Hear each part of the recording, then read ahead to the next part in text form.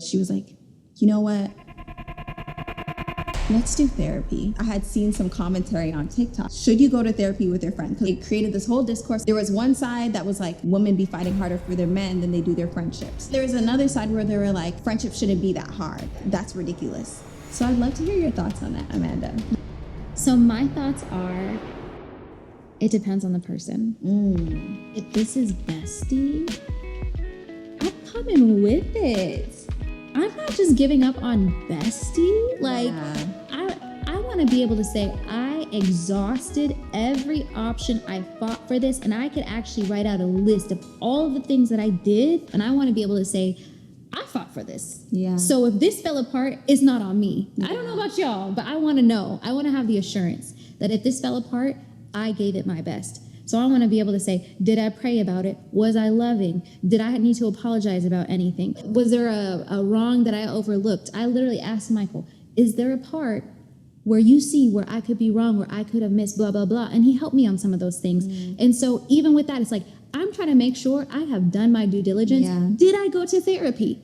Because we got the same therapist. She knows her, she knows me. She knows our personalities. She knows how great our friendship has been. So it's just like, who better? And I even remember thinking, like, with previous friendships, man, if I would have had a third party who loved us both, who was neutral and like was able to listen and just process with us, maybe I would have like had better success with that. I remember thinking, I think I even expressed that to you at one point. And so I was like, man, I've gotten to a real low season with Ave. Let me try this theory. It's time to test it. I want to make sure I go through all my options. I honestly needed it because I know that you were lacking feelings of safety, but I was also lacking feelings of safety for different reasons because I'm like, well, I have a lot of pain in my heart and I already know she's going through pain. How do I communicate my pain without causing her more pain? How can I do this in a way that's safe and not just between the two of us, but like, you know? And so I felt like I needed it. So my perspective is, it depends on the person. Because if it's somebody who they've done you dirty before, it's not just disagreeing with you, but I mean, they've done you dirty. Maybe there's been betrayal. There's been multiple breaches of trust. Yeah. And they've never matched your energy. Because like sometimes in seasons, like friends can't match energy all the way. That's fine. But they've never met. It's always been one-sided. It's always been lopsided. It's always been they can't pour back into you. Like that. I don't know about that. I don't know if you should be fighting that hard for that. Right. In a situation like that, I don't know if it really requires therapy like that. But for bestie, I mean, I think it just speaks to the value of the relationship. Yeah. How much do you value the relationship? Yeah. I value the relationship a lot. So I'm not just going to have a throwaway mentality. Yeah. What about you? What's your take? I completely agree with everything you're saying. And I also will say, like, we have that throwaway mentality, I feel like, in this generation because we don't want to do hard things. And I think the reality is that sometimes relationships are going to have hard moments. It's not real, even in marriage. It's not realistic that everything's going to always be great and like sunshine and rainbows. That's not realistic. I think that was a learning lesson for me because, like I said earlier in the video, oh my goodness, me and Amanda, every single time, it's done in moments. But this time it was so long and that tested me and it tested my patience. But it's like, okay, it doesn't mean that it's supposed to be thrown away. It just means you have to work through it. And it's a hard thing that you have to work through. And I kept going to the Lord being like, God, I keep telling you, get us on the same page, reset our friendship, get us on the same page, Lord, please. Like, where are you? Where are you? And a huge revelation God showed me was like, no, you're looking at conflict from your limited perspective. You need to see it from my perspective. This is a good thing. This is going to bring you guys closer together. It's going to bring you guys closer to me. And then you're going to have a testimony for it. He showed me that in advance. But I was looking at it from, because it's taking so long and because it's so hard, then where are you, God? You're absent. And he's like, no, I'm actually present. You just need your eyes open to see me in this. And that was really powerful for me. And it was really like, it was such a big shift. So I agree with you. I feel like sometimes things are going to be hard. And that doesn't mean the friendship needs to be thrown away. It actually just means maybe you need to press in because sometimes the enemy is going to really try you, especially if he knows that there's tons of people attached to your relationship. It's the same with marriage. Marriage is tried at times But I believe it's because there's tons of people attached to marriage. You know, like it's a testimony seeing marriage. Yeah. It's a testimony just seeing it. Before people even open up their mouths, it's like, how long have you been married? What do people say? Oh, 10 years, 15 years. Whoa, wow. You know, like they're so blown away from that. And I think it's the same thing with friendship. There's so many women that need to see healthy relationships. There's so many women that desire healthy friendship. And this alone is a testimony. So the fact that we've made it out, I just really believe God is in that. And he wants to impact others, you know? Yes. So I vibe with everything that you're saying. Sometimes you got to fight for it. It's not always going to be easy. And I still want to answer. What do you think about therapy? Oh, yeah. I thought I was insinuating that. Sorry. Well, you were. Okay. But, you know. Okay. I want the people to know your take. I want to know your clear take. You know what I'm saying? Like, Yes. when is it? When is it too much? Like, I want to know. I need to know this. Okay, so I'm 100% for therapy. I think that if you're going to go to therapy, I just think going to therapy for relationships you care about is important. I don't think it should be a taboo thing. I also will agree with you 100%. It really does depend on the quality of relationship and the person, because if that person hasn't been good to you, then why are you still fighting for this? Because sometimes we actually fight for things that God is actually just trying to get out of our lives. And I feel like people show you who they are. You know, like it's different to have a hard season, but it's one thing to just be in a hard season perpetually with someone that's just not good to you. And I just don't think that you should fight for that. But I think that if it's like, oh, we have a strong foundation, this is a good person, we're just not seeing eye to eye in this season, and we just need extra help, that's okay. Yeah. Okay. So what would you say to the person who's like really trying to decipher, is this God just showing me who this person really is and I didn't see it before and they're not who I thought they were, versus no, this is just seasonal and the enemy is trying to taint your view of this person? How would you help someone discern that? I would say patterns are a big thing. If this person has a pattern of doing the same thing to you and you've expressed it to them, then I would say this is probably this person showing you who they are. Whereas in our case, there was no pattern, you know? Like it was just like, we're both going through a hard season. We're not seeing eye to eye. We need help. And I think that's vastly different than, oh, no, you've been talking about me, or you've been dishonorable to me, you've been dishonest to me. Like those things are more clear in black and white. I have heard of the odd situation where maybe this person isn't that great of a friend, and then like, you know, they separate for a little bit and then they come back together and they're stronger. I just think that happens. But like, I just would still go with the patterns, because I don't know. I just think that people just oftentimes show you who they are with their actions, and you just have to believe them. Yeah. And I'll also say, I agree with that wholeheartedly. I would also say people do change, but we underestimate the type of life events that cause people to make actual true change. Oh, that's good right there. Like there has to be something massively impactful in your life for you to change something that's fundamental about your character. Ooh. For example, somebody can have a habit of overspending or spending frivolously and think, oh, I need to change this. I should stop doing this, but kind of stay stuck in that pattern until they hit an all-time low where debt is at an all-time low, ain't no money in the bank. Like this is like rock bottom, filing for bankruptcy. You got evicted. And then that's when it's a come to Jesus moment. Never again. Yeah. It's a Saul to Paul situation.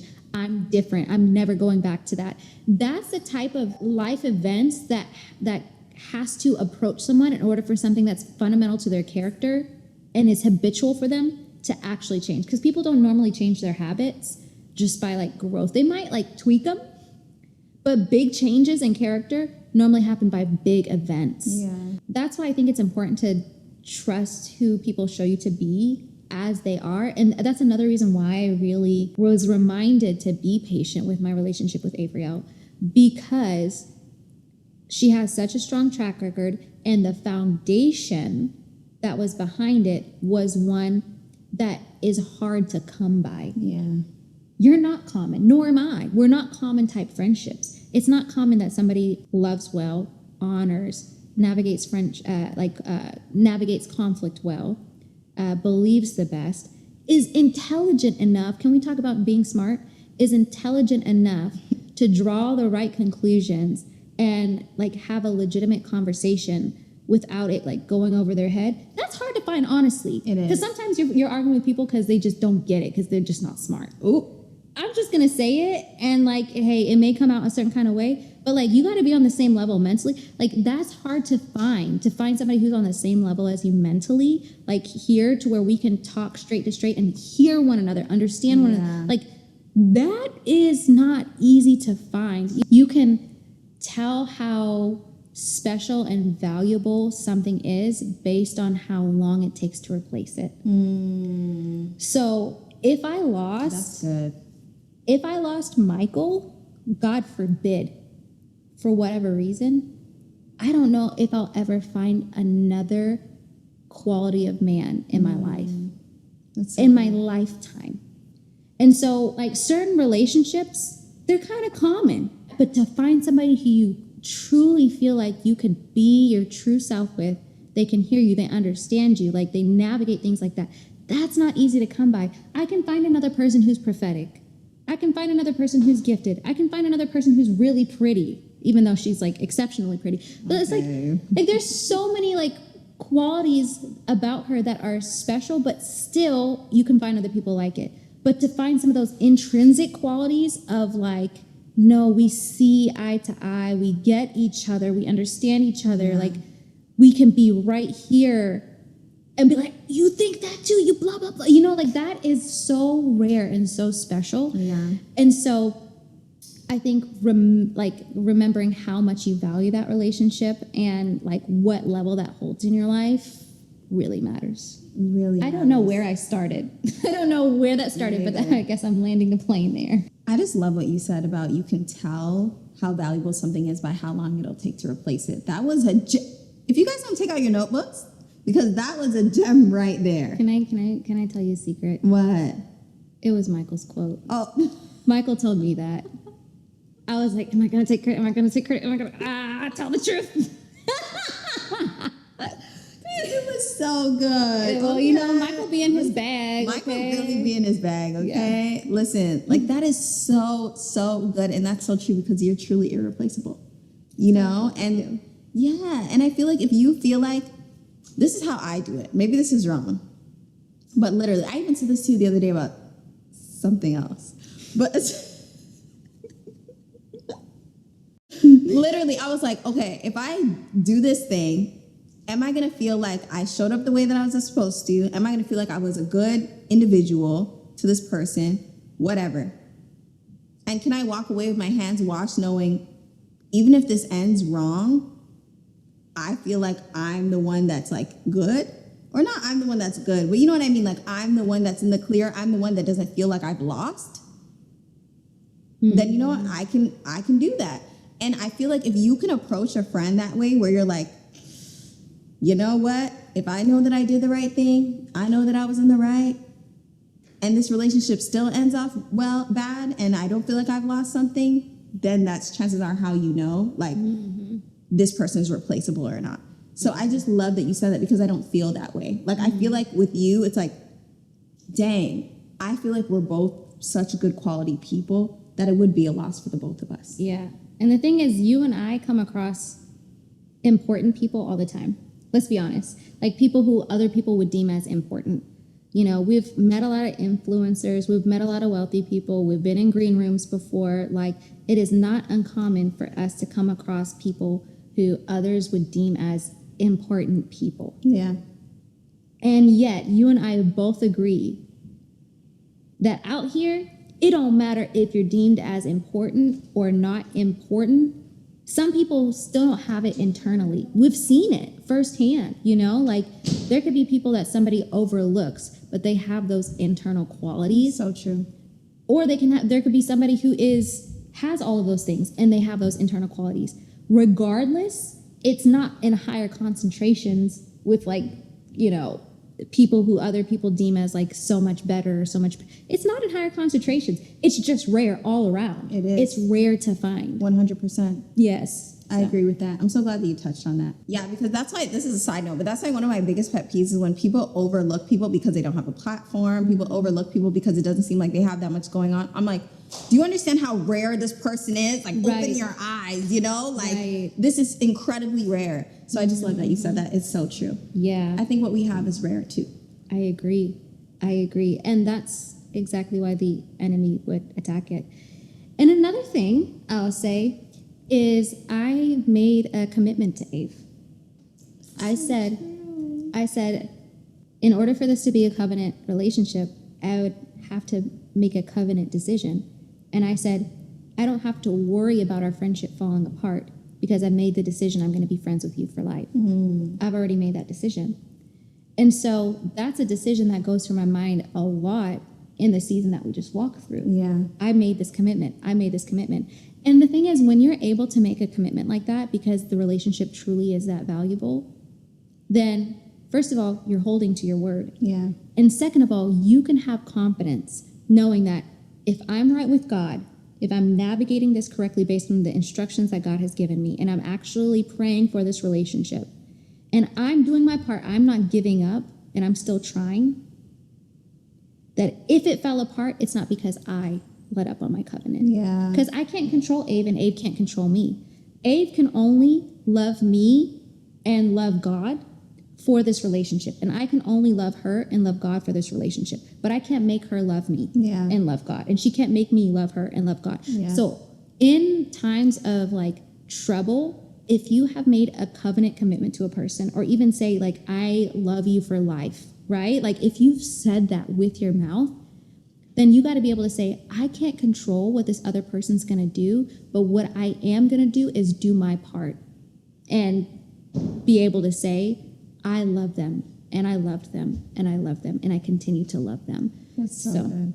What would you say to the people that, because I'm already hearing some of your thoughts, okay? I'm already hearing you guys. What would you say to the people that say you should only be making covenant statements like that with your husband? I would say, that that's possible to live that way, but you also could be missing out. That's what I would say.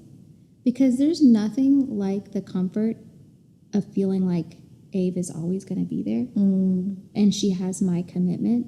I hope that gives comfort to you. It does. That I've committed to you. Because in a generation where people are so quick to throw things away, in times that are tough, if you have someone's word that they will love you and they have the character to back it up, then that can give you the assurance of anything. That can give you the assurance that you can make it through anything. Yeah. I had so much more assurance because we've said, you're going to be in my life forever. If you wanted to play it safe and preserve yourself, only do that with your husband. That's fine. Or your wife if you're a man. Like, preserve yourself.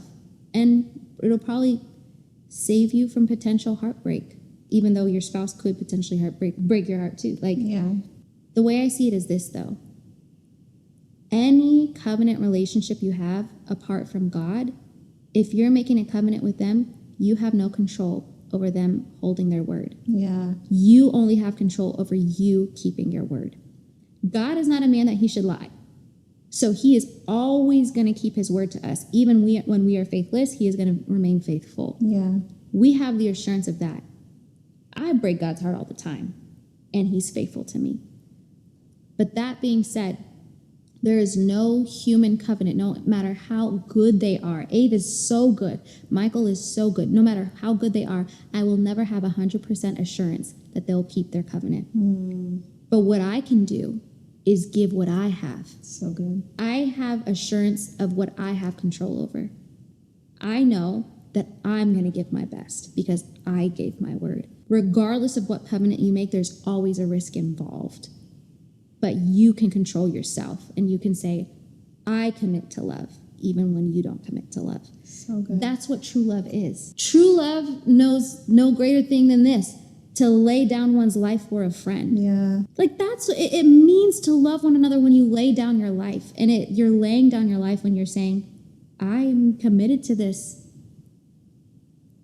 indefinitely. Yeah. Even when you're not, you know? So that way, yeah, I think you get what I'm saying. What would you say? Well, I had two thoughts first. Okay. In response to what you're saying. I love that this is a message that you're sharing, we're sharing, because in a world that I always hear is like, sometimes you need to let that friend go. Like, sometimes friends are just seasonal, and that's true. But I don't often hear, sometimes friends are for life. I actually never hear that. Actually, very rarely do I ever hear that. And I just love that you're touching on the for life portion, because when we do hear for life stuff, it's always centered around spouse and marriage. Mm-hmm. But I really believe that God cares deeply about friendship, like very, very deeply about it. And he actually wants us all to have it. But I think that we need to be the kind of people to make sure that we can maintain that and steward it well. Mm-hmm. Another thing I will say too is even what you're talking about is loyalty. Like something God taught me is he's loyal. God is loyal to us, but he also demands loyalty from us as well. Mm-hmm. Like complete loyalty, just like marriage. I'm loyal to Elijah, but I also demand loyalty from him, and same with you and Michael. And I feel like that's the same thing with friendship. Mm-hmm. Like even when I think about David and Jonathan was so loyal to David that he went against his own father. Mm-hmm. And I just feel the same way about us. Like there's so much loyalty in what you just said. Like, no, even though we're going through a hard season, I've made this covenant and I'm loyal to the covenant that I made. I'm loyal to that. And it requires me being loyal to that as well. And I think that's so important because God cares about loyalty. God cares about friendship. And loyalty is just such an important aspect of friendship and marriage. And like talking about that aspect in friendship, I just don't really hear. And I just love that that's what we're sharing. Yes. I love that. That's so good. It's all about loyalty. And I can't remember who said it, but I heard this years ago whenever things in your life aren't making sense and God isn't making sense, and whenever you read a scripture and you're wrestling with the scripture because it's not making sense to you, you don't dip all the way out because you've already made a commitment to him. You don't dip all the way out. You take one step back and you slow down. And you wrestle with that as you've taken a step back until you build the trust to move forward again. So many times, I mean, there are people who do this with God. They're like, oh man, like I couldn't make sense of this one passage of scripture. I can't make sense of slavery in the Bible. I can't make sense of why God talked about like women like this in the Bible. I can't make sense of a lot of these things. Why would God use somebody like David who slept with whatever it is, like you're wrestling with scripture, or like, why would God leave me in a season like this? Why would he do this? And a lot of times when people don't have that loyalty to God, then they'll just completely say, I don't love God. God turned his back on me. I don't even know if he's real. Completely denounce the faith altogether. When in actuality, you can just take one step back and say, man, this hurts. I don't understand this. This is tough. But God, I'm committed to you, and I need you to explain this to me. I need you to help me see this right. I'm going to keep wrestling with this and wrestling this and wrestling with this until you show me who you are. Because I've made this commitment to you, and you've been loyal to me. Like sometimes God does things in my life or in the lives of others, or sometimes I read scriptures that do not sit right with me. Same. And yet I have to say to God, God, you show this to me because I know who you've been to me. You've been so good to me. And so I feel like that's also what we did in our friendship. Was it enough to just like keep moving forward as we did? No. It was kind of like a one step back and wrestle until we see each other right. Wrestle until we understand it and move forward in the love that we already established. And so with a friendship or any relationship you have a really strong foundation with, you've already made this commitment with, if some type of bad thing happens, bad season happens, bad situation happens, you don't dip all the way out and forfeit all your loyalty. You take one step back and you process it with them until you can see them right, and then move forward. So good. Yeah. I love that. I mean, I have nothing else to share after that. That was so good, unless you had something else. Maybe we can just each share like a word of encouragement Okay. for people who are learning to navigate their friendships. That's really good. I would say if you're navigating a hard season in your friendship, believe the best about your friend. That is so important because in hard seasons or seasons of transition, that's when the enemy likes to creep in and plant seeds and like trip you up. And you're also not showing up 100% as yourself because a major relationship in your life is rocky, and the enemy takes advantage of those moments. But whatever you can do to believe the best about your friend, because love believes the best, love hopes the best. And that's really what got me and Amanda through. Like, I would have really hard moments, but I would be like, Amanda wouldn't do that. Amanda wouldn't do that. You know, like I would wrestle with it, but Amanda wouldn't do that to me. And that was because I was really relying on who she had been, but also believing the best, that even in this hard season, even though I think that she is susceptible, she's human and she can make a mistake and she can this, I'm going to believe the best until she tells me otherwise. You know what I mean? And that's really what got us through. So I would say that. Believe the best about your friend, even when it might not look like it, even when you guys are having a hard time. Try to believe the best. That's so good. My piece of advice would be, if you're focused on who's right and who's wrong, then you're wrong. Ooh. You should be focused on, am I loving? Am I loving? That's so good. I had this conversation with some parents who they're trying to rebuild their relationship that had some broken elements with their children who are adults now, and they're rebuilding it slowly. And one of the pieces of advice they gave us that they wish they knew sooner was, I wish that I was less about rules and regulations, right and wrong, and I was more committed to preserving my relational equity and preserving that relationship with that child. Because at the end of the day, I'm gonna be wrong sometimes, she gonna be wrong sometimes. And sometimes we're not gonna be able to tell who's right or who's wrong at the end of the day. But what we can say is, I'm gonna love you when you're right, and I'm gonna love you when you're wrong. I'm gonna love you when I'm wrong and you're right. I'm gonna love you regardless. So I think focusing so much on who's right and who's wrong automatically puts you in the wrong because you're thinking about the wrong thing. You have to be thinking about, how can I love? Am I being patient? Am I being kind?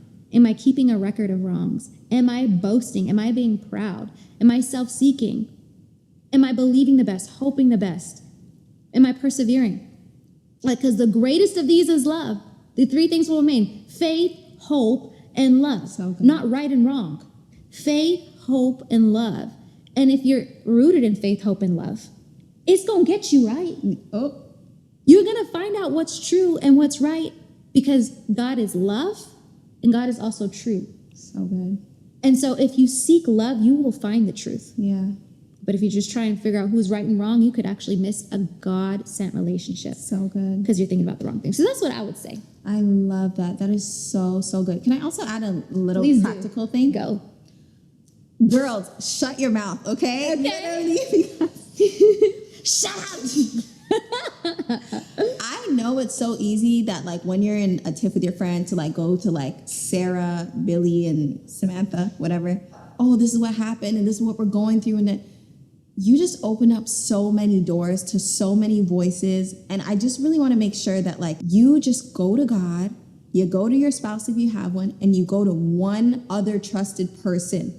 Going to everybody, it just opens way too many doors, and it just creates just so much unsafety. And I just know that's something that we as women, it's so easy for us to do. And you just never know. You say the wrong thing to one person in the heat of your emotions, and that person has something negative to say about your friend. It plants a seed. It just can go so many different ways. Yeah. And just to be honorable and to protect your relationship, don't say nothing, you know? Or say it to the trusted people. That's really good, man. Yeah. That's all we got. Period. If you didn't get nothing, it's What the are we soil. going It's through? the soil, not the seed, okay? Because it's some good seed right here. This is some revelation. No, for real. That's on you. We didn't go through this for nothing, okay? Please. Anyways, guys, thank you so much for watching. I'm glad you rocked with us. I hope that this blesses your relationship. If you have a friend and you guys are going through, watch this video together. Allow it to like spark up some really good conversation. Be respectful, be loving, be understanding. And at the end of the day, pray for your friendships. Yes. And I believe that if God's in it, you will make it through it. Yes. Thanks so much for watching, guys. We'll see you in my next video. Bye.